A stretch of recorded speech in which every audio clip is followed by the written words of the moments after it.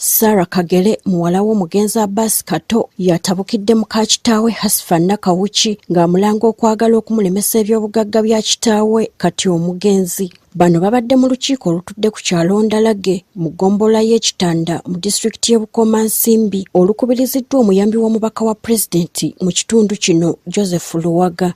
Ndaba ebintu byonna bikolera ku ttaka lya bba wange ate ne bba omugagga lwaki wavaayo lwaki todda wa bbaawo nja kucunya paka ndabe ng'ova wano. Mu lukiiko luno namwandu Hasfana Kawuki mwasinzidde n'ategeeza ng'omuwala ono bw'asusse okumulisa akakanja ku ttaka bba lye yamulekera n'atuuka n'okumulemesa okulimirako emmere ey'okulya.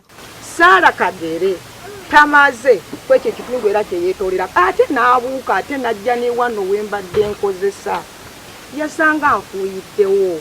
Sarah n'aleeta abapakasi n'asimawo erinnya n'asigawo emmere ye ebyanjalo era weeri yamera.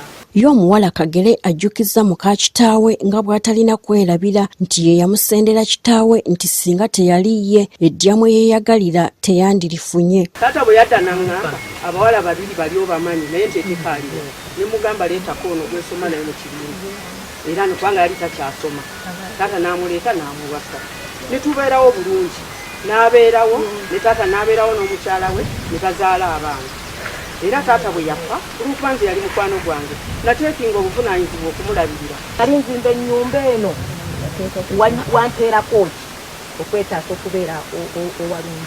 Kagere era alumiriza nnyina ono nga bw'amaze ebbanga ng'amuteera obubi mu kyoto mwafumbira nga kw'otadde n'okumubbiranga enkoko ze. Nayinamu nga lw'e Kampala nayinamu esigiri zange 3 nasanga zipamiddwamu.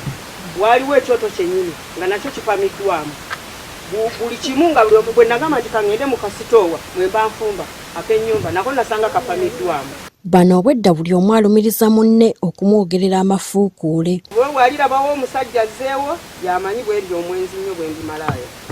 Okugamba bwe walijja omugenyi ng'amugamba nti ani agambye ogende ewooyo. Olw'okuba nazaala ku mulamu wange kyava nteekako empingo nga ndi wano mu nnimiro nga nnima. Ssentebe w'ekyalo Ndalage Raphael Kawooya asabye woofiisi ya RDC okumalawo obutakkaanya buno. Nsaba buli omu afuna amanye akatundu ke nti kano kirikange entalo ziggwa.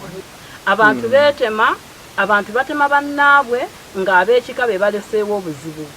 Muve wano nga mutulaze obulambulukufu nti namwandu ayita wano bamuleke oba tebazze bamanye nti yaadi 10 ku 10.